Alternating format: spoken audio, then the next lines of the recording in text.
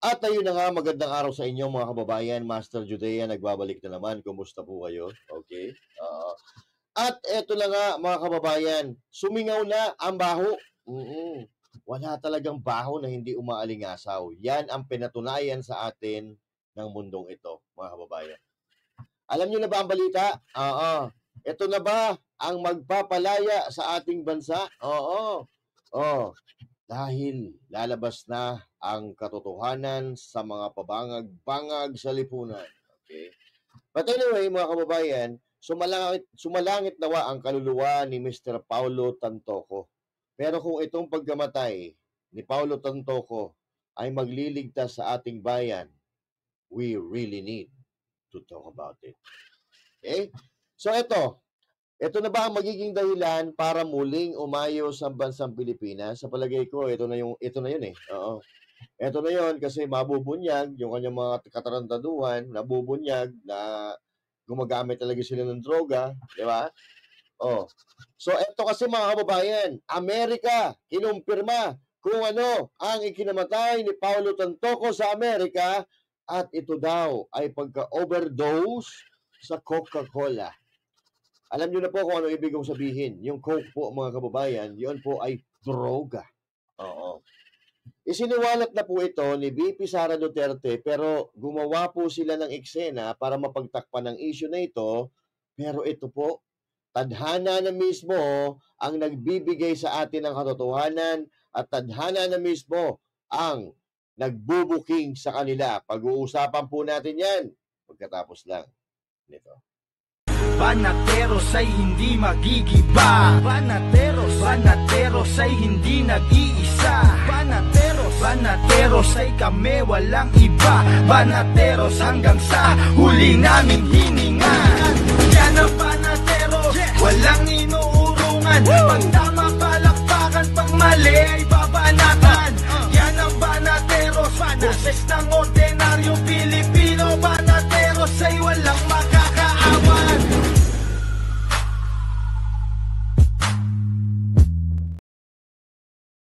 At ayun na nga, magandang araw sa inyo mga kababayan.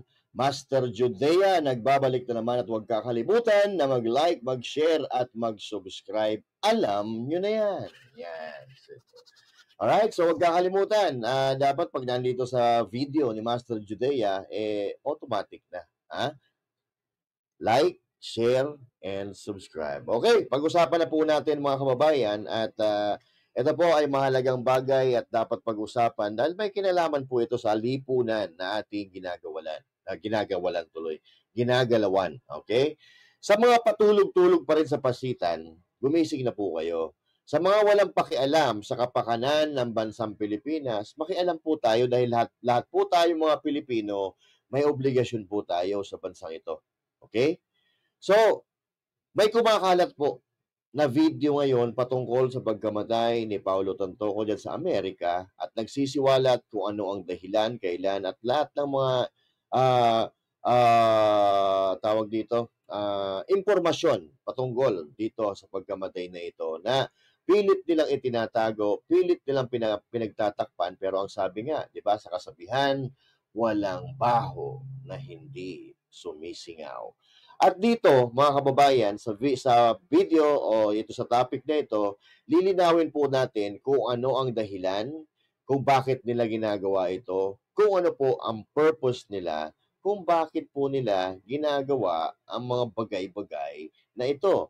Which is, matagal na rin naman natin na sinasabi sa inyo, pero marami pa rin kasi sa mga Pilipino, sa mga kababayan natin Pilipino, ang patanga-tanga at hindi pa rin naniniwala sa tunay na issue na tinatago nila dahil ito ay makakasira sa kanila. Pero sa pagkakataong ito, mga kababayan, naghihintay lang po tayo ng mga ebidensyang lalabas and all that at isa-isa po yan. Isasalampak natin sa mga pagmumukha ng mga Pilipinong patanga-tanga na ito na mga sinasabi natin ay may katotohanan at may mga kaakibat na ebidensya. Okay? Alright, so ito, mga kapatid, panoorin muna natin itong video na kumakalat na ito. Umpisahan po natin dito ang ating talakayan. Guys, major update. Now, as you know, pinagbawalan ako magsalita about sa case na to kasi nga ayon na-forward ko ng mga documents and everything that I know to the proper people who will be able to use the information that I have. However, dito sa County of Los Angeles, lumabas na ang result ng Coroner's Office sa death ni Paulo Tantoco na makikita nyo doon. If you go to search for the case number 2025-04377, makikita nyo ang cause of death ni Paulo Tantoco, which is effects of cocaine with underlying conditions of cardiovascular disease. So basically what triggered that is the effects of cocaine. Now this is a major update, you guys. So that only proves na ang cause ng kamatayan ni Paulo Tantoco is cocaine. Now everything is going to unfold. Relax lang tayo Relax lang talaga tayo. Let's trust the process. Let's trust BP Sara. Everything will unfold on its own. God save the Philippines. Yun! Palakpakan naman natin yan. God save the Philippines. So kaya nga tinatanong ko ito na ba ang magpapalaya sa Pilipinas? At sa tingin ko, ito na yun. Kasi dito, mabubunyag po lahat mga kababayan, mapipilitan sila na magpa-hair follicle test, magpa-test. Kasi ang iisipin ng taong bayan ay talaga namang, mga nagdudroga ito. Kasi ito, kung ano man yan sinasabi ni Calvo, hindi ko alam kasi pangalan niya, mamaya, patutunayan ko po sa inyo yan na lumabas na po ang resulta at makikita po natin kung ano talaga po ang ikinamatay nitong si Paulo Tantoco. Okay? Para patungin natin, pagpatungin natin ang mga ebidensya, mga kababayan, para walang hawala. So, pero dito, disclaimer lang, hindi po tayo dito nanghihimok na magkagulo.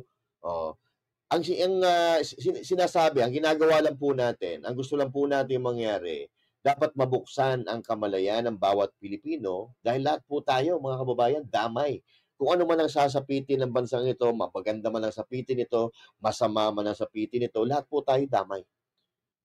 Lahat po tayo damay. So hindi po tayo nag-i-encourage na lumaban sa gobyerno. Walang ganun. Gusto lang natin na mailabas ang katotohanan at gusto lang natin mailagay sa kokote ng ating mga kababayang Pilipino kung ano talaga ang nangyayari sa bansang ito. Ito matagal na po natin na sinasabi na sa tuwing nasusukol po sila, mga kababayan, sa tuwing nasusukol sila, gumagawa sila ng eksena para ma-divert ang atensyon ng tao at maiwas sa tunay na issue. Pero ano nga ba ang tunay na issue sa Pilipinas? Ang tunay na issue sa Pilipinas, kagutuman, kawalan ng trabaho, droga, kriminalidad, walang solusyon sa problema, at ang malaking issue pa natin na pinaghihinalaan na di wala si President Duterte na mismo ang nagsabi na may presidente tayong bangag, yun po ang pinakamalaking problema ng Pilipinas. Bakit ka mo? Di nyo ba napapansin 3 taon na tayo? 3 taon na nakaupo, pero parang walang nangyayari, palala na ng palala ang mga issue, and the issue or the wounds is healing by himself. Wala silang nagagawa. Kumbaga, yung pagtaas ng GDP, pagmura ng gasolina, wala namang kinalaman yan sa pamumuno sa Pilipinas dahil yan po ay nagmumura epekto ng paggalaw ng presyo sa pandaigdigang merkado. Okay? Pero yung sasabihin natin na ginawa ng gobyerno dahil bumaba yan, there's nothing. Wala silang ginawa, mga kababayan. And even the flood in the Philippines is really palala ng palala, mga kababayan, considering na may 5,500 project na flood control na itinayo ang gobyerno ito. Pero mag-focus po tayo dito sa issue muna ni Paulo Tantoco. Dahil may presidente daw tayo, drogista, pero ayaw magpakonsulta dahil siguro alam na nila kung anong magiging resulta. Okay? Sa tuwing nag-iingay ang taong bayan, gumagawa po sila ng kapamaraanan para malihis ang usapan. Mailigtas ang pangalan ng kanilang mga amo. Halimbawa, noong malakas ang panawagan na buksan ang libro or open the book ng mga kongresista sa mga pinagkakagastusan nila diyan sa West Philippine Sea, mga kababayan, itinuon ang atensyon na naman ng mga Pilipino. Gumawa sila ng eksena sa West Philippine Sea, may mga nasaktang Pilipino. Siyempre, mga Pilipino. Yung mga Pilipino, pag may mga nasasaktang kalahi natin at lalo-lalo na ibang bansa ang gumawa, siyempre, magmamalasakit tayo sa Pilipino. Pero nangyayari lang yung mga bagay na yan pagka may kasama silang camera. Anak ng puta, sa media po tayo nagtatrabaho, mga kababayan. Sa media po nagtatrabaho ang inyong lingkod, ang Banatero. Sa media nagtatrabaho ngayon. Kaya alam natin kung ano ang mga galawan dyan. May nangyayari lang hindi maganda sa West Philippine Sea pagka may mga dalang camera ang mga reporter na nanggaling dito sa Pilipinas. At pinagbawalan na nga dyan na pumunta yung SMNI.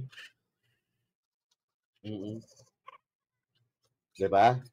So ito pa, noong investigasyon ng People's Initiative, gumawa sila ng eksena kung saan pinaputok nila ang ingay na si BP Sara ay nagnakaw ng confidential funds na hanggang ngayon hindi pa rin nila napapatunayan.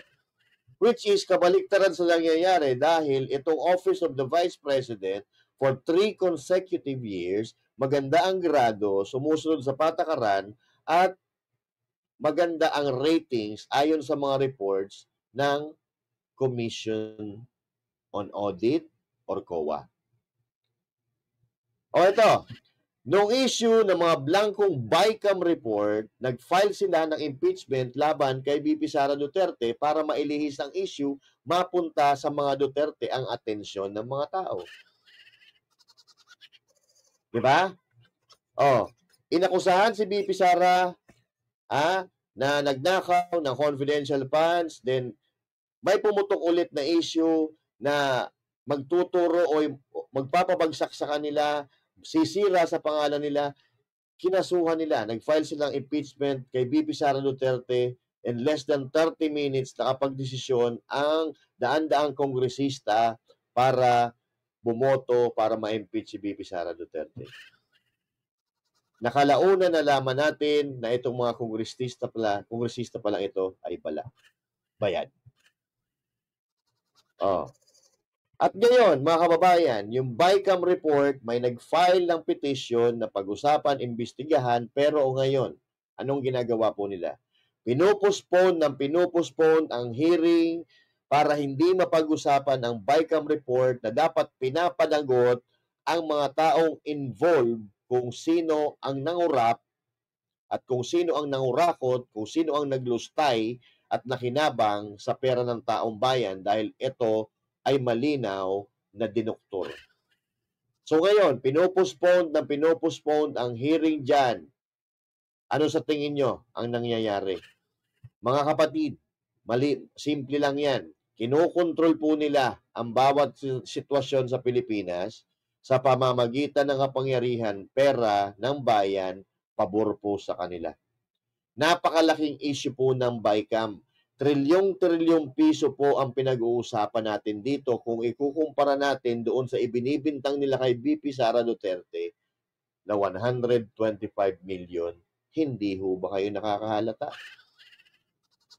Dahil sa tuwing nasusukol sila, gumagawa sila ng eksena na magliligtas sa kahihiyan sa pangalan nila para maitago ang katarantaduhan na pinaggagawa nila sa mga Pilipino at sa bansang Pilipinas. Yun po ang problema natin ngayon, mga kababayan. Sa tuwing nasusukol po sila, gumagawa sila ng eksena, ipapasa nila ang bola sa mga Duterte para yung atensyon ng tao mapunta sa mga Duterte. Ganyan po ang nangyayari sa ating bayan, mga kababayan. Pero sa video na ito, mag-focus po tayo muna doon sa issue na kinasasangkutan ni Lisa Araneta Marcos pagkamatay ni Paulo Tontoco na naging dahilan sa pagkakakidnap kay Pangulong Duterte. Saan ka nakakita, mga kababayan? Paputok na kasi yung issue na namatay sa overdose sa droga, yung kasama ni Lisa Araneta sa isang kwarto diyan sa California na nagkalat daw ang Coca-Cola. Eto, gumawa sila ng paraan para dakipin si Pangulong Duterte at magiging pasabog na balita nga naman, magiging malaking balita nga naman dahil marami ang nagmamahal kay Pangulong Duterte. So ano nangyari? Nalihis po ang issue at yung pagkamatay ni Tantoco, nakalimutan na ang pinakamahalagang bagay na dapat nating malaman, nandoon po sa eksena ang unang ginang. Pero para mapagtakpan yan, ito ang eksena na kanilang ginawa. Okay. Hindi naman lahat, ilan ang hinuli ngayong araw na ito, sir? Sa iba-ibang mga krimen. Ilan ang binigyan ng ganitong... Kasi nandito kayo lahat eh. Yung isang tao. Ilan ang binigyan ng ganitong... Nag-iisang tao, daming krimen sa labas. Nandito kayo. Sir, hindi ko hinihingi ng pabor. Just invoke Article 59. Bakit hindi yan magawa-gawa? That's precisely the point that I'm saying. Please lang, bawal-hawakan. Umayo ka na lang. Bawal The right to counsel is something that has to be observed and respected. Huwag kayong umawak. Kaya na kayong pakialam sa kaloyan. Kasi nga, Umawat. Huwag na tayo nag-uusap pa kami. Huwag mo hawakan yung lawyer. Huwag mo hawakan. Nag-uusap pa kami. Huwag mo hawakan. Okay. Attorney, please. Huwag mo hawakan. Is this what you want, Mr. President? Huwag mo hawakan. Time lang eh. Kayo mga Huwag mo hawakan yung nanay ko! Ang ina mo! Kayo mga sundalo, tanungin ko kayo, anong kasalanan ko? Yan. Ito mga kapatid dito tayo mag-focus. Dito tayo mag-focus sa tanong ni PRRD. Sundalo, tanungin ko kayo, anong kasalanan ko? Matanong nga. Kayo, nandito man kayo lahat. Ikaw, tanungin kita, anong kasalanan ko? Tumalikod na lang. Tumalikod na lang. Ang tanong ni Tatay Digong sa putang inang mga to, lalong-lalo na kay Torre, ano ang kasalanan ko sa iyo? Ano ang kasalanan ko? Bakit niyo ako kinukuha? Bakit niyo ako inaaresto? May sumagot ba? May sumagot pa at nagsabi kung ano ang kasalanan niya. Binasahan ba siya ng Miranda rights na nagsasabi na ito, Rodrigo Roa Duterte, ito ang kasalanan mo? Meron ba? Wala. Tandaan niyo po yan.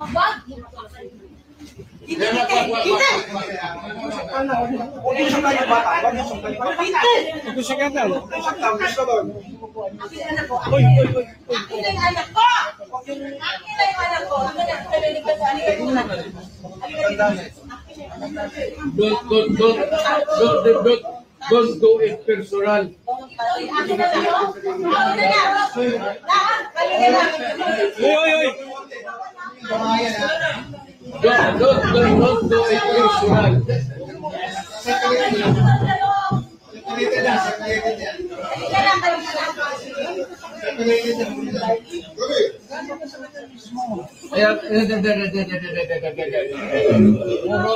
Puro kayo sundugin.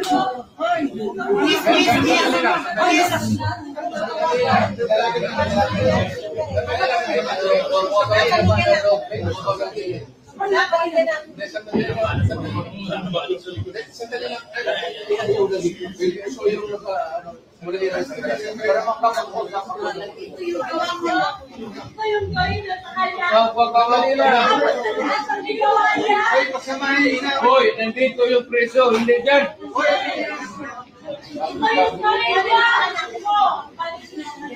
Sandali lang. Hindi naman kasama yan. May sasabihin lang.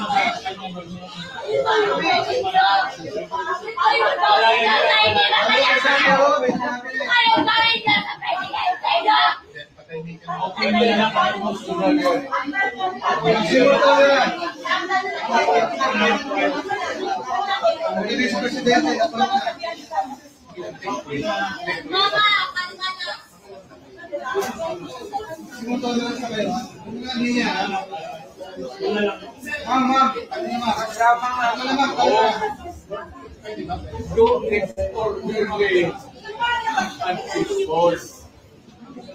Yan mga ganun na reaction. Scripted video yan. Kasi pamilya.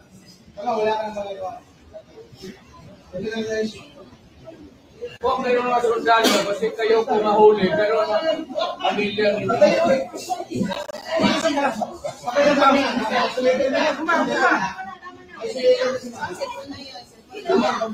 Yan. Diba? Nakakapag-init ng dugo, diba? Si PRRD po ang naging scapegoat ng mga putang ina para maitago ang tunay na issue. Kasi ito yung tanong ni PRRD sa mga pulis na nandyan, pero ang tanong dito, kayo mga putang ina mga pulis na nanghuli kay PRRD, masaya ba kayo sa ginawa nyo? Ha? Tinanong nga kayo ni PRRD ano ang kasalanan ko? Bakit nyo ako hinuhuli? May naisagot ba sila? Wala silang maisagot. Wala silang maisagot. Dahil ang paghuli kay PRRD ay diversionary tactics para maitago ang tunay na issue. Ano ang tunay na issue? May namatay na isang tao sa lipunan na pinaghihinalaan na overdose sa droga kasama ang asawa ng presidente ng Pilipinas sa Amerika. Kaya ito, Duterte ang naging scapegoat. Si BP Sara mismo Si BP Sara mismo kinumpirma ang issue na ito, baka nakakalimutan ninyo.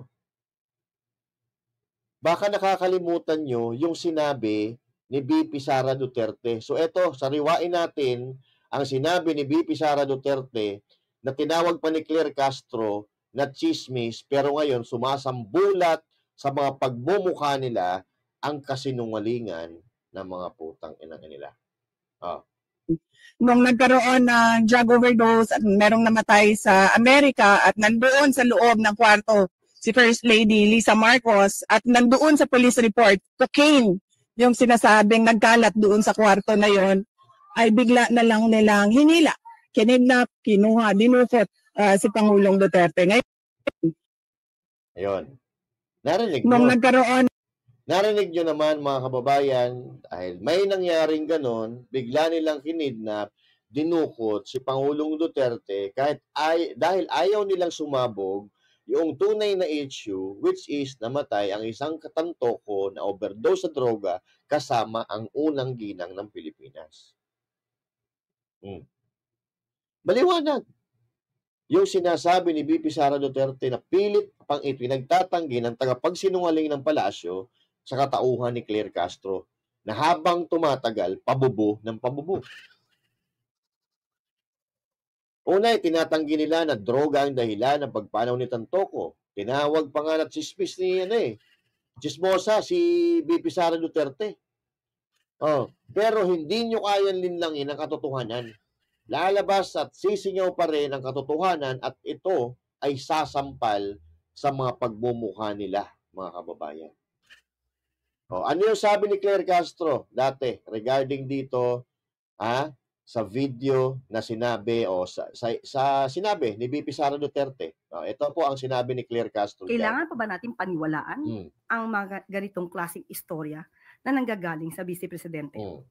tapos Ano sabi ni Claire Castro? Sige, nung nagkaroon ng malaking krimen sa Estados Unidos na merong namatay dahil sa drug overdose, at kung makikita ninyo doon sa police report ay nandoon ang pangalan ni First Lady Lisa Marcos na isa sa mga tao doon sa loob ng kwarto kung nasaan yung tao ay nag-overdose sa suspected drug overdose sa hotel room at ang daming nakikitang white powder substance na sinabi doon sa police report ay suspected cocaine din, ay bigla nilang kinuha si Pangulong Duterte.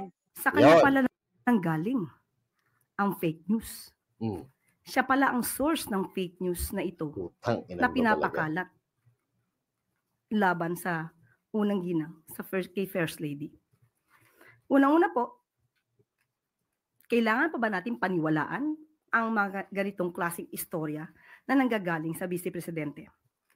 Kailangan pa ba natin paniwalaan ang mga ganitong klaseng istorya na nanggagaling sa Vice Presidente?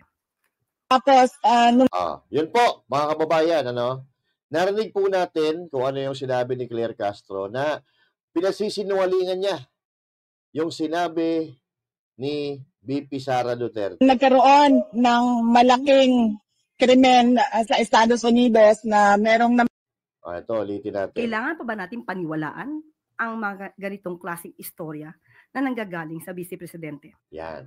So, ibig sabihin, fake news peddler daw si VP Sara Duterte. Ano daw? Putang inan to. Mas maniniwala kami sa Vice Presidente kumpara sa iyo at kumpara sa amo mo. Oo. So, yan po ang sinabi ni Claire Castro. Ang sabi niya, chismis daw at dapat hindi na paniwalaan ang pagsisinungaling ni VP Sara Duterte. Sino sinungaling? Claire Castro. Kayo, ginagawa nyo ng almusal, tanghalian ng kasinungalingan para ipagtanggol, itago ang baho ng amo mo.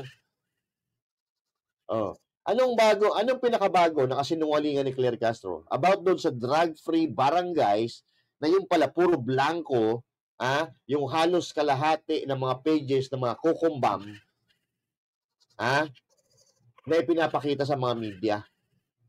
At di isang barangay, pangalan ng barangay, walang maibigay ang buwakan ng ina. At ngayon, sumasambulat sa mga pagmumukha natin kung paano tayo ginagago ng gobyerno ni Marcos sa pamamagitan ng mga tagapagsalita nito.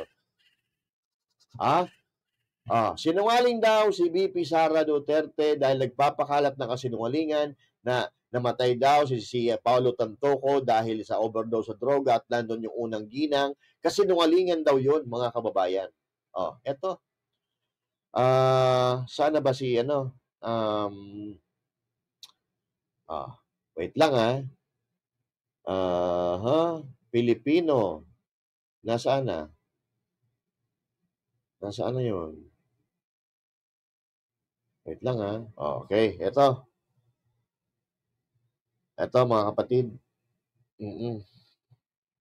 Ang nakalagay po dito, yan sa report na yan, County of Los Angeles, California, medical examiner. Okay. Case number 2025-04377. Yun yung sinabi po noong lalaki nagsalita kanina. Yung pinakita nating video, yan po yung sinasabi niyang case number. Place of death, hotel, manner, accident, investigator Arahu Laura, deputy medical examiner, Dr. Jaburian Arafti. Ito, ano muna natin? Body status, release, case status, open, sex, male, ethnicity, Asian. Ito po, mga kababayan. Cause of death. Wow. Namatay nga pala ito is March 8, 2025 sa edad na 44. Okay? Cause of death, cocaine effect. Ayan po. Ayan Cocaine effect, cause B, cause C. Other significant condition, probable atherosclerotic cardiovascular disease dahil sa epekto ng ipinagbabawal na technique. Ayan, nakikita nyo po sa screen, mga kababayan. So, hindi po sa atin galing to. Hindi kay VP Sara galing ito. No. Ito po ay nanggaling sa County of Los Angeles, sa medical examiner mismo. Alright? O, baka tumanggi na naman si Claire Castro dito at walang kinalaman, sabihin na naman niya, walang kinalaman dyan yung amo ko. Oo. Walang kinalaman dyan si First Lady. Sinungaling yan si BP Sara Duterte. Andun nga yung palaka eh. Sabi ni BP Sara Duterte. O, baka mamaya maghanap na naman ng ebidensya. Ito mga lapugo na ito. O. So, pakitaan natin ng ebidensya ang mga kumag. Okay? Ito. Abante tonight. Sige. Abante tonight. Tanggalin natin ito muna. Stop screen. Tanggalin natin. Yan. Abante tonight. Dito, babasahin natin, mga kapatid. Ang nakalagay po dito, sige, basahin ko. Medyo maliit siya. Ayan. Latest update. Paulo Tontoco pumanaw sa coke overdose report. Yan. July 12, 2025. Kahapon. Ngayon lang ito. Kahapon. Pumanaw ang negostanteng si Paulo Tontoco, 44, dahil sa umano'y aksidenteng cocaine overdose ayon sa opisyal na ulat nitong Sabado sa Los Angeles County Coroner. Batay sa findings, Deputy Medical Examiner nilabas noong Hulyo, cocaine effects ang sanhe ng pagkamatay ng Tontoco ay tinuturing nilang accidental drug overdose. Nabanggitin umano ng mga probable atherosclerotic cardiovascular disease o posibleng sakit sa puso ang biktima. Naganap ang insidente sa Beverly Hills Hotel, Beverly Hills, California noong Marso 8, 2025 kung saan siya ay dineklarang nasawi. Nasa Estados Unidos umano siya bilang bahagi ng entourage ni First Lady Lisa Araneta Marcos na dumalo sa Manila International Film Festival na ginanap mula Marso 4 hanggang 7 sa Beverly Hills, California. Isinagawa naman ang parehong hotel noong Marso 7 ng MIFF Tribute Gala, isang araw bago siya bawian ng buhay. Hawak ng Beverly Hills Police Department ang investigasyon sa kaso at naiuwi na rin sa Pilipinas ang kanyang mga labi. Si Tontoco ay kabilang sa mga prominenteng pamilyang namatay na magmamay-ari ng Rostans retail chain sa Pilipinas, asawa ni Dina Arroyo at may 3 anak. Alright. So yun po, mga kababayan, malinaw na malinaw, inebra ang hari. Kung ano at kung sino ang kasama, kung ano ang ginagawa nila doon. Okay? So yan, mga kababayan, ang sinasabi po natin. Malamang sa alamang, hindi sanay sa ganun karami itong si Paulo Tontoco sa tulad ng pagkasanay ng ilang tao sa cocaine. Okay? Malamang, hindi siya sanay sa ganun kadami. Oo, siguro na siya, no? Na overwhelmed siya, napakarami ng dito na nagkalat nga raw doon sa kwarto na andun mismo si Lisa Araneta Marcos. Okay? So, baka sabihin na naman ng mga pilosopong mga supporter nitong mga buwakan ng inang ito ng mga Marcos, wala namang epekto sa bansa yan dahil wala namang hawak na pwesto sa gobyerno si Tontoco.